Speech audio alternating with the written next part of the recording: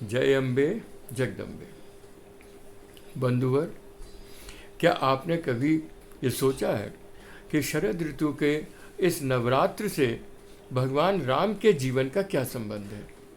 क्योंकि आप बचपन से देखते हैं कि शरद ऋतु में जब नवरात्र पूजन शुरू होता है तो एक ओर तो माँ दुर्गा के विभिन्न स्वरूपों की झांकी स्थान स्थान पर मंचों पर सज जाती है और दूसरी ओर स्थान स्थान पर रामलीलाओं के लिए मंच तैयार हो जाते हैं।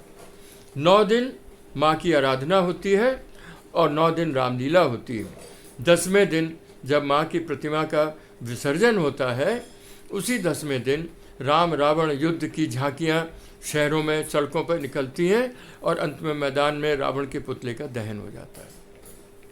तो ये घटना, इस संयोग को मैं संक्षिप्त में आपके सामने बताना चाहता हूँ कि त्रेता में जब राम ने रावण के ऊपर आक्रमण किया, राम रावण युद्ध हुआ, तो उस युद्ध में राम के पास अनेक अस्त्र शस्त्र होते हुए भी राम रावण को पराजित नहीं कर पा रहे थे, क्योंकि रावण ने माँ दुर्गा की कठिन तपस्या करके उनसे वरदान प्राप्त कर लिया था।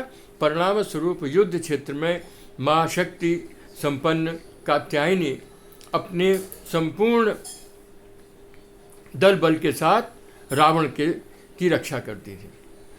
राम निराश हो रहे थे, परंतु राम के जो परामर्शदाता जामवंत जी ने राम को कहा कि आप भी माँ शक्ति की उपासना कीजिए। आप तो निरंतर सदाचारी और सद्मार्ग पर चल रहे हैं और एक अच्छे उद्देश्य के लिए आप युद्ध लड़ने आए हैं। आपको निश्चित रूप से माँ का वरदान मिलेगा, आशीर्वाद मिलेगा। राम ने 9 दिन माँ कात्यायनी की कठिन साधना की।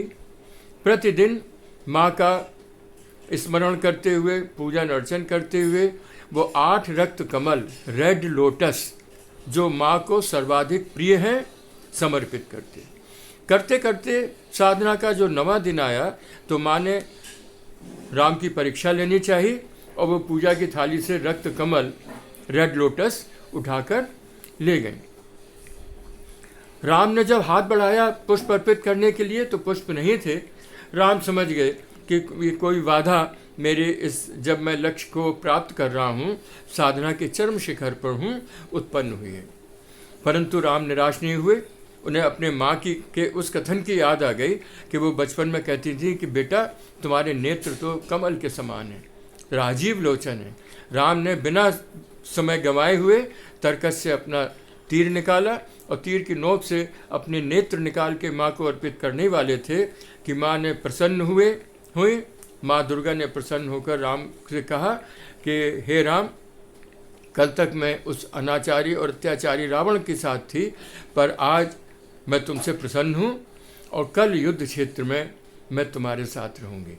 अगले दिन जब राम और रावण का युद्ध हुआ, राम ने अपने अमोघ शस्त्रों से रावण पर प्रहार किया। चूँकि अब रावण के पास शक्ति नहीं थी, रावण शक्ति विहीन हो गया था और भगवान राम माँ कात्यायनी की कृपा से शक्ति संपन्न हो गए थे। तो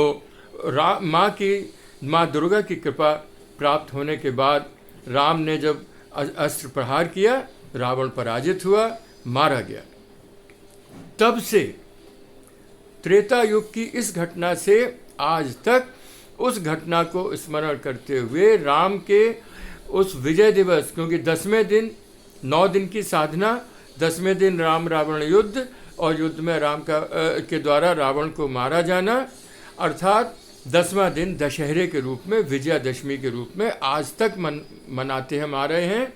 और माँ की कृपा जो राम के ऊपर हुई, उस कृपा का स्मरण करते हुए हम भी 9 दिन माँ की आराधना करते हैं। तो इस प्रकार से वैसे तो नवरात्र केवल चैत्र मास में महिषासुर मर्दन से संबंध में आयोजित होती रहती थी, पर अब तब से त्रेता युग की उस घटना के बाद से वर्ष में 2 बार नवरात्र का आयोजन होता है। और ये शारदीय नवरात्र राम के जीवन घटना से जुड़ी हुई माँ भगवती की कृपा की एक छोटी सी कथा है।